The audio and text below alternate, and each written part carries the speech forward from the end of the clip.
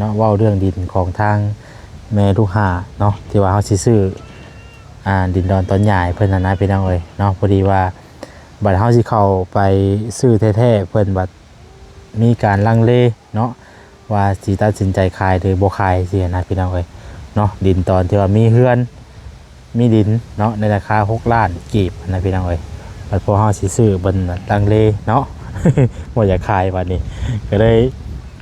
ถ้าเราฟังคำตอบจากเพิ่นอีกรอบนึงพอดีเพิ่นบ่อยู่ผู้ว่าเจ้าของดินอีกตอนนั้นก็ได้เนาะเพราะว่ามันเป็นดินของลูกชายเพิ่นพี่น้องเอ้ยเนาะเพิ่นไปหาเงินอยู่เมืองไทยบ่จังไดบุนี่เนาะแล้วก็พอดีเพิ่นก็ได้ฝากเงินมาให้ซื้อดินตอนนั้นน่ะนะเพราะว่ามันเป็นดินของคนอื่นน่ะเพิ่นซื้อต่อว่าซั่นซะพี่น้องเอ้ยเนาะดีบ่เซนโอ้ยสบายดีบ่สวนเมื่อวานนี่ซื้อยาให้ลูกบ่แม่นซื้อยาให้พ่อบ่เข้ากับบ่สบายจะได้ตอนนี้ใครแน่ล่ะบ่โดยแค่นี้บ่สบายหูลมออกเนาะลมแห้งบ่ได้หนีได้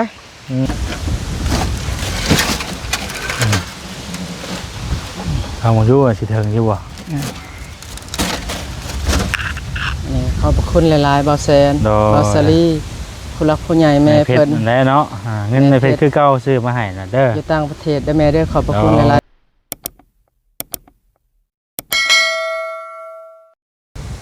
เอาเปิดภาพมามื้อนี้ก็อยู่ที่บ้านบ่าวสวนพี่น้องเอ้ยเนาะออกมาแต่บ้านป่ากล้วยหรือว่าออกมาแต่บ้านแม่ลูกห่าอันนี้พ่อลูกห่าอันนี้พี่น้องเอ้ยเนาะพาโท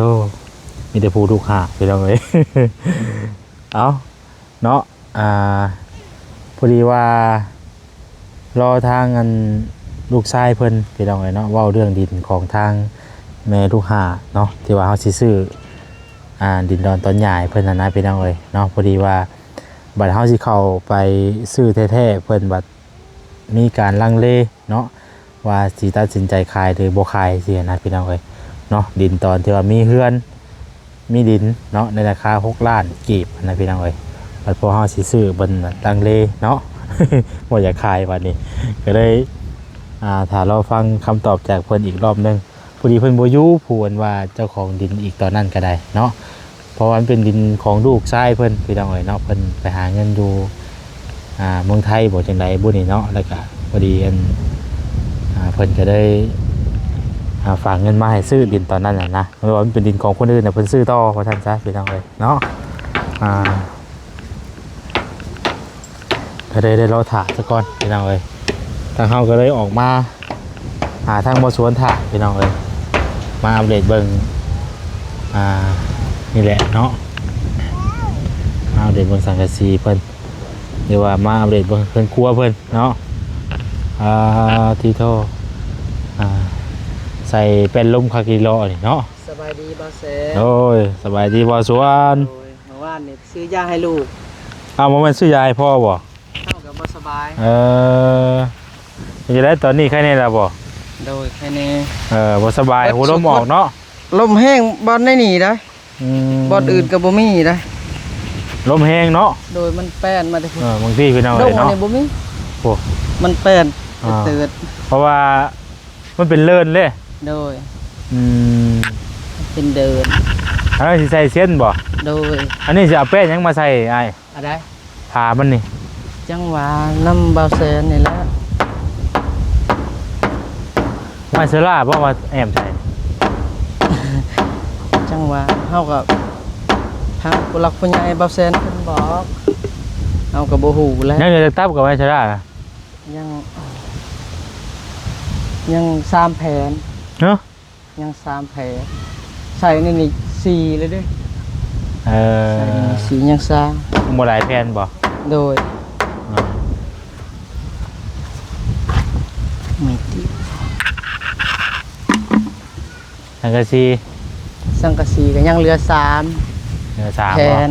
เดี๋ยวว่าสำนั้นละใช้บ่คือเลยแต่ตัวนี้มันสิได้อยู่บ่ล่ะโดยก็คือเลยแต่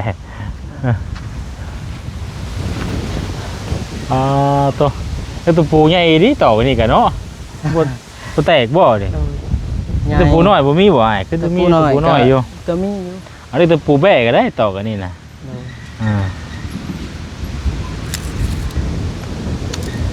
สิ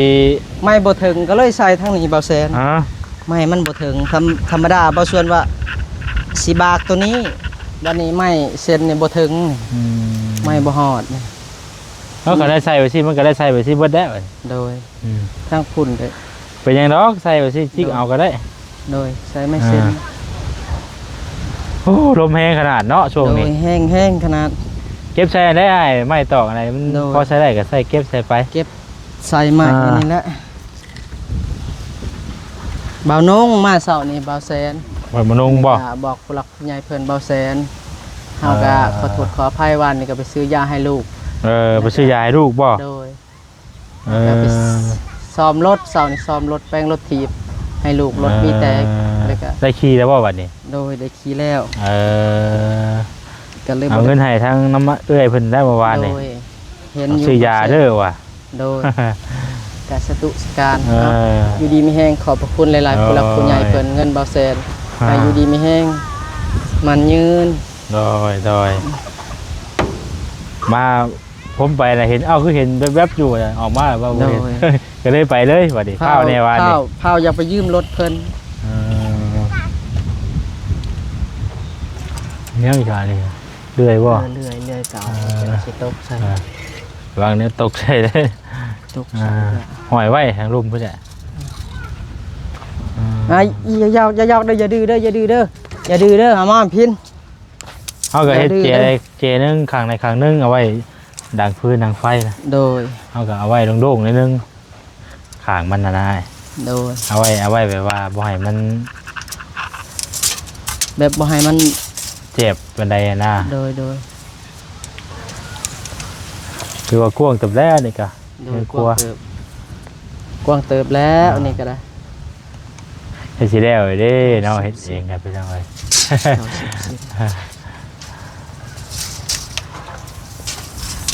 ตัดไม้เขาดอกแค่ได้ใช่เนาะ โดย เฮ็ดเอาไอ้เนี่ยแหละมันสิแล้วแต่อ้ายได้เนาะแบบว่ามักเวลาก็เฮ็ดเอาเนาะจัดแจงเอาแหละพี่น้อง ได้ไหมยาว เพราะว่าแบบมันได้แบบไปได้นี่มันได้แบบไปได้นี่ โดย มันมีแต่เอาพาเอาหยังมาขังอะไรกะเฮ็ดประตูใช่หรือว่าจังได๋ครับมันจังคักแท้ก็เฮ็ดประตูใช่นั่นแหละ โดย อ่า เอาขาใส่ก็ได้บ่แซน อ่า บ่เป็นหยังขาไม่เหี่ยก็ได้ เอาพาเอาหยังขังใช่เพราะได้ดังพื้นดังไฟง่ายแน่เนาะ โดย เอากระตอกใส่บ่ได้เฮ็ดห่านนั่นแหละเฮ็ดห่านวางใส่บ่ได้ไม่ตอกที่ว่ามันยังเดืออันเล็กๆน้อยๆกะ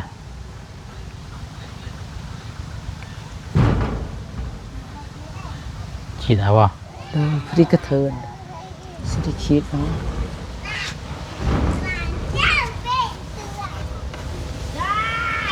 บ่ได้ แทกเอาคิดเอาไปยังวางอยู่วางข้างนอกอยู่ว่าจะคิดให้วางอยู่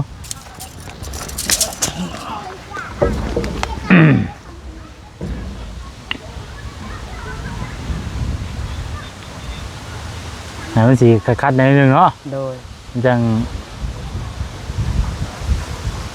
แน่นนะ ให้มันคัดๆแน่ เนี่ยประมาณนี้ได้เลยซอยออกนิดนึงนี่มันต้องตะปูซ้ำประมาณนี้ต่อมันจังหมูใหญ่ไปได้นี่ต่อตะปูซ้ำนี่ต่อเป็นลมนะ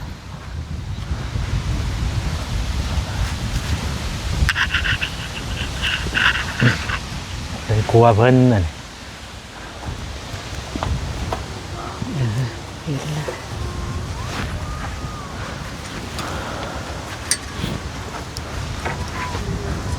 เห็นอันนี้แล้วก็มีบ่อแหลมองไปเกี่ยวเขาเกี่ยวน้ำแถวนี้ โดยสิได้ มี ไปเกี่ยว บ่อแหลมองมารับจ้างครับบายแถวนี้ โดยสิได้เกี่ยวข้าวแล้วบ่าวแซนเอ้ย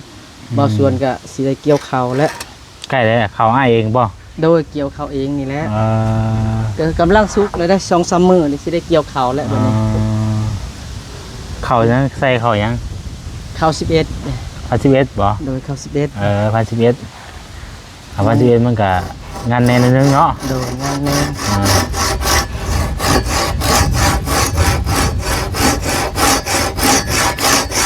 โอ้ลมออกได้พี่น้องเอ้ย เราลบออก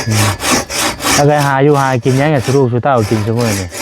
หาซอนปลาซิว สอนปูสอนปลาไปเนาะ เดี๋ยวกุดกิโล หากินไปนั่นแหละพี่น้องเอ้ย โดย ได้พักหญ้าได้กินอยู่บ่ โดยได้กินอยู่ อืม ทาง ออก ยา ทัวได้ตามอยู่บ่ออกทัวนะ โดยพอได้ตำอยู่ มันเบิดแล้วก็ปลูกต่ออีก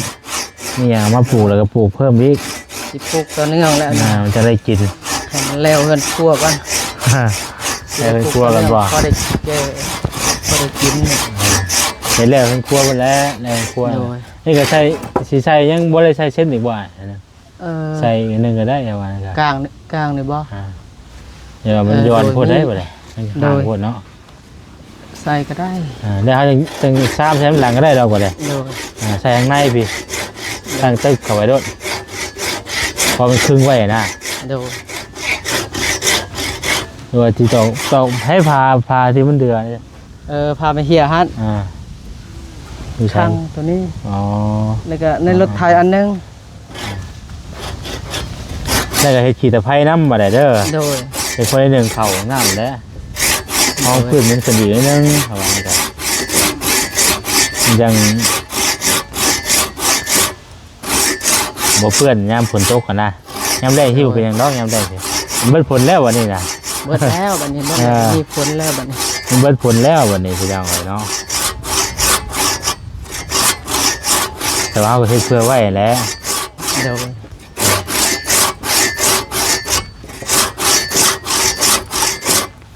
แต่ว่าไม่แล้วนี่ก็แกนดีอยู่ ไม่ติวอันนี้ มาติ้วก็ โดยแข็ง เอามาติ้วมันคือแตัวาหากถือน้ำบ่ได้ได้เพิ่นนี่เนาะหม่อยถึงน้ำถ้าถึงน้ำนี่ น้ำก็บ่ได้แล้วไม่ ถึงน้ำนั่นไปเลย ไปเลยเปื่อยได้ตอกตะปูจนบ่เขาไม่ นี่ยังไม่ทันตอกบ่น ตัวนั้นยัง มันต้องต้องวางไว้ที่ไอ้วางสีเด้งๆตัวทั้งมันเอ็นออกมานอกพี่ โดยตัวเอ็นออกมานอกเนาะ สิเอาแหวนม้วนนี่มันจังตอกมันจังได้แล้วมันจังบุรุษมันจังรูปขอในได้บ่ได้ โดย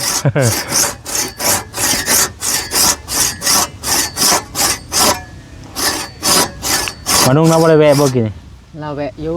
อืม เราแวะอยู่บ่น้อง อืม แวะเข้ามาตอนเที่ยง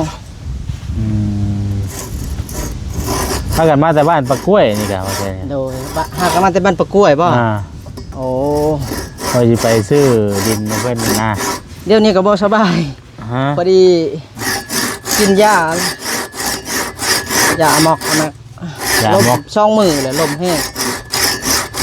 ผลลมออกเนาะ เดินพอลมออกแห้งขนาด ผลลมออกก็ได้บ่สบายเพิ่นเอาไป มันมาตามทางรถอันนี้ค่ะมาตามทางรถมันแปลนเด้ ลมบ่ ลมค่ะ ตัวแล้วตัวนี้มันเป็นแปลนเนาะ แห้งขนาด อืม อยู่เฮือนบ่นุ่งบ่ได้มีได้ชั้นนี่นะ บ่ โดย ลมบ่มีเนาะ ธรรมดาอย่าขี่แห้ง นี่มันลมแห้งไปแล้ว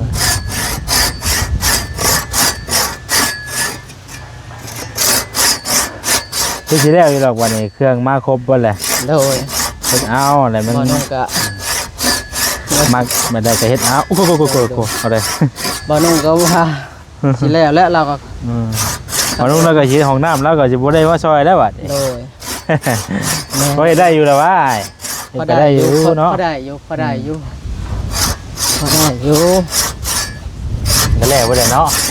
แต่ได้ห้องน้ำนะได้ดีอยู่บ่ โดยใส่ดีอยู่ เ ใส่ดีไอ้อาพี่ไปกิม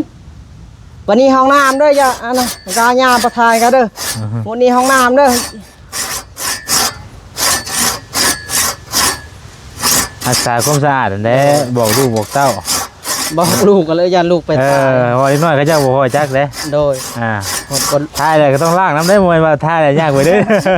แม่นเลย เนาะ โดย ท้ายก็ต้องล้างน้ำ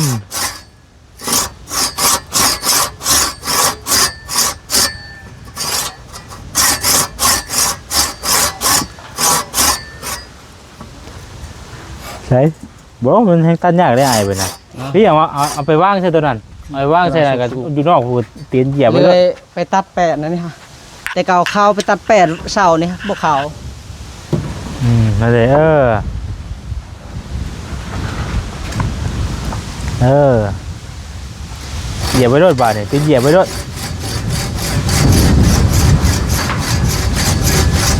โอ้ลมขนาดเลย โอ้ยลมขนาดแห้ง อันนี้จะมาเบิดฝนเนาะ เบิดพ้นแล้วบัดนี้ นี่แหละพี่น้องเอ้ยพอโตสักหน่อยก็เริ่มเกี่ยวข้าวเกี่ยวน้ำแล้วไปก็ได้ บาวชวนกันประมาณ3 มื้อนี่แหละจะได้เกี่ยวข้าวมัน3 มื้อ3 มื้อ 3 มื้อเนาะ เดี๋ยว มาก็จะได้เกี่ยวข้าวเกี่ยวน้ำ เอา แล้ว บ่ บัด ทันลมแห้ง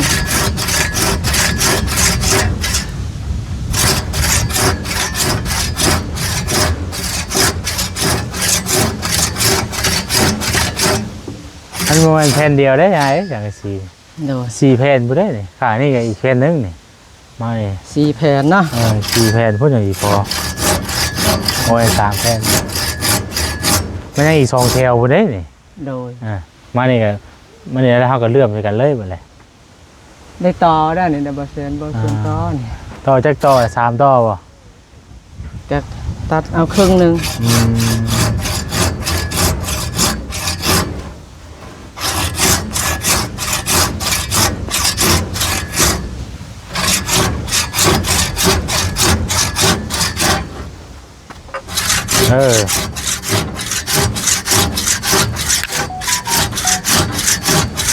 ตัดยากเติบนี่แหละเนาะ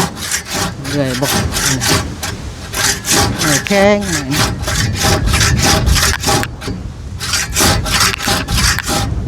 หาเล็กบ่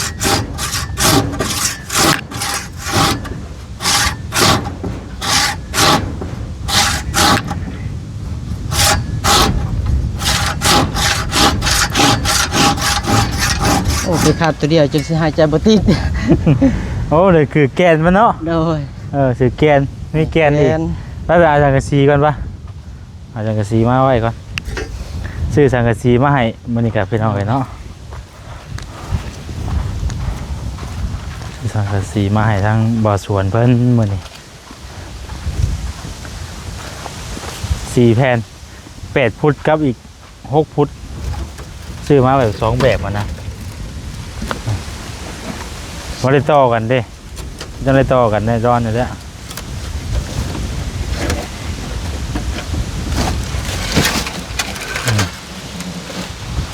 ทำมาดูสิเทิงอยู่บ่ นี่ขอบคุณหลายๆบ่าวแซนบ่าวสลีผู้รักผู้ใหญ่แม่ เพช เพิ่ ร น แล้วเนาะเงินในเพชรคือเก่าซื้อมาให้นะเด้อ อยู่ต่างประเทศได้แม่เด้อขอบพระคุณหลายๆบ่าวแซนอยู่ดีมีแฮง โดยก็จะได้พอวันนี้เนาะ โดย แต่ว่าบ่มุ่งกับบ่พอแล้วคำบ่มีคำมันบ่มีสังกะสีมาใส่ก็บ่เป็นอันบ่แล้วได้นี่เนาะ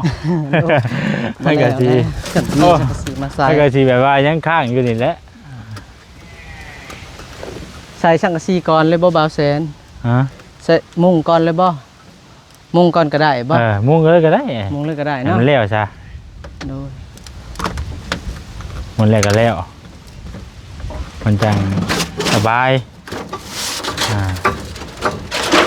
ทำไมเต็งมาเด้อ โดย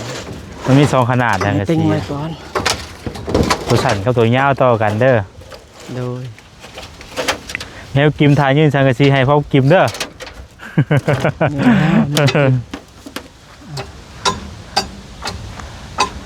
เก็บตะปูก่อน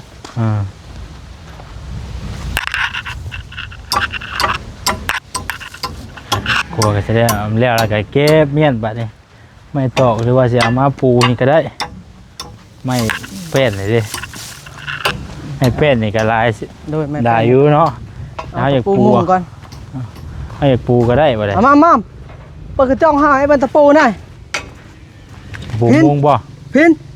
พินไปโลเดอร์พินไปโลเดอร์ เอาพี่น้องเอ๋ยเนาะตัดพามาอีกวันนี้ทางเบานุ่งเป็นกะมาพี่น้องเอ๋ยเนาะเมื่อกี้นี่กับพ่อกันอยู่วัน ตัวยาวก่อนว่า บ้านปลากล้วยเนาะพี่น้องเอ๋ยแจ็คทีเป็นได้ไงได้เฮามื้อนี้เนาะภารกิจเฮามื้อนี้ ติดตามต่อไป ติดตามต่อไปอีกภารกิจเฮามื้อนี้เรื่องชื่อที่พี่น้องเอ๋ยโอ้เนาะแล้วสิเต้าเข้าไปอีกได้นี่ รู้ว่าสิได้บ่หรือว่าจังใดบ่นี่พี่น้องเอ้ยเนาะเฮาแบบบ่มีเบอร์โทรเพิ่นซ้ำบัดนี่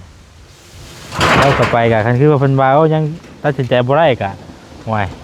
เอ๊ะสิว่ากันได้แล้วบาดนี่ได้ เอ้าระวังเด้อเด้อจับดีๆได้มันปิวใช้ได้เด้อ ได้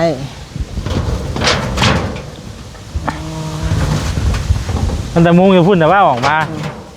ฮะ โดยมุงมาแต่ผีแล้วบ่าว โอ้เนาะแน่บ่ได้เห็นบ่ต่อตอนนั้นมาพี่เนาะ พอดีกระเทินเนาะ เออมันเฮ็ดแต่มันได้2แถวคือเก่าแหละมันเป็นยังดอก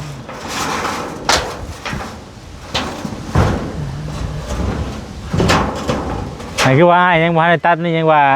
แล้วเฮาจังตัดใส่รถหลัง คือบ่ได้หลักมันบ่ รายงานเอาอีกบ่ตึกตะปูนะ มาแต่ผีดูบ่น้องบ่เฮาคือว่าบ่ถือกับหลอก มันบ่ถือกับเฮาก็ นี่ เฮาก็ง่ายขึ้นโอ้ยๆระวังเด้เนาะลมซับยามนี่ นิวสัตว์ จับไว้เด้อจับไว้ ระวังเด้อส่วน นี่ปองปิงปืน ระวังเด้อตีนเด้อบาดตีนได้ เอ โอ้ อ หลังตีนห้องอีกใส่กับสังกะสีครับ ตีน เนาะ เล็ก ใครยืดตีนเล็ก บ่แม่นตีนเหล็ก ตีนเล็กคือตีนรถไทยได้เหมือนใครอยู่เนาะ สังกะสีเหล็ก เออ จับไว้จับไว้ด้วยจับไว้ด้วยเบาลมแห้ง โอ้ลมแห้งขนาดเนาะวะนุ่ง นวลตัวแห้งเนาะ แต่ว่าโกกไม้หลาย มันอยู่ในเป็นพุ่มเนาะมาเขาออกมาชื่อเลยว่าไอ้คนละเลิกมาเลยโกกไม้สุดที่ฮักไอ้ตอกอะไรว่าไอ้น่ะด้วนแท้เนี่ยได้แล้วบ่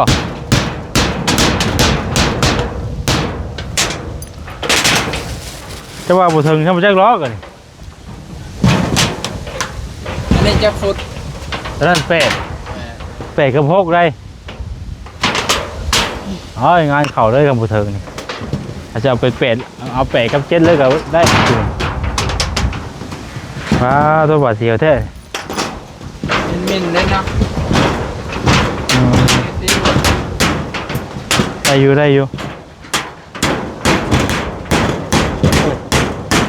่เลยยังสองดอก เอาไว้เดี๋ยวมองนี่ข่าวมันยังบ่ถือกันอยู่ ไม่ข่าวก็ถึงเพิ่นบ่เอาไม่ข่าวมาบ่ให้บ่อ่ะ พอดีแล้ว ตอกไว้ก่อน ซ้อนใช่เลยเนาะ ซ่อนลูก โอ้ยคือว่า ซ่อนไม่ข่าวด้วยบ่ เป็ดพุทธนี่ ไอ้ตัวนี้ด้วยบ่ เลยให้มันยาวด้วยเนาะ ตัวนี้ดูไม่ข่าวตัวนี้ดู อ่า เออ นี่มั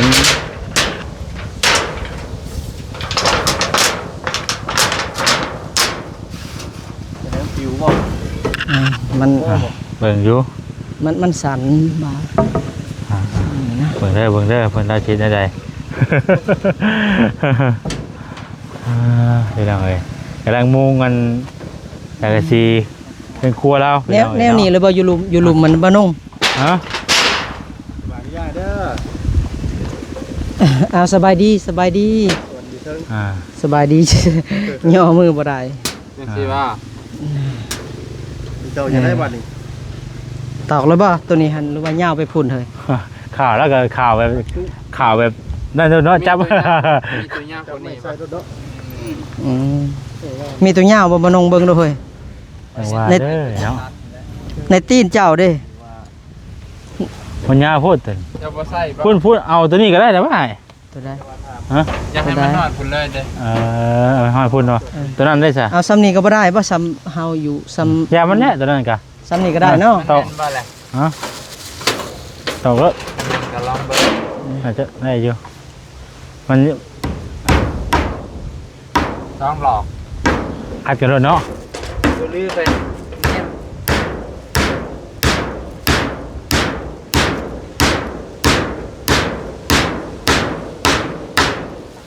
รอดเนาะผู้ดับนิ่ง เอาไปหน่อยเนาะให้เรามุงต่ออีกไปหน่อยแค่จะเล่แล้วแหละพอมันบวพอหน่อยนึงอะนะ เอาก็โอเคพี่น้องเอ้ยสำหรับคลิปนี้ก็จะได้ขอตัวลำลาไปก่อนอยู่ดีมีแห้งเพิ่นสุขุสุคนเนาะมาอัปเดตเบิ่งเพิ่นครัวเพิ่นให้ทั้งบ่ส่วนซื้อสังกะสีมาให้เพิ่นเนาะแล้วก็สิกลับเข้าไปบ้านปะกล้วยต่ออีกเด้อพี่น้องเด้อเอาติดตามเบิ่งนำกันว่ามื้อนี้เฮาจะสำเร็จภารกิจซื้อดินให้เพิ่นบ่หรือว่าจังใดเนาะเอาโอเคลำลาไปก่อนพี่น้องเอ้ยเนาะอยู่ดีมีแห้งเบิดสุขุสุคนสบายดีพี่น้องเอ้ยเนาะ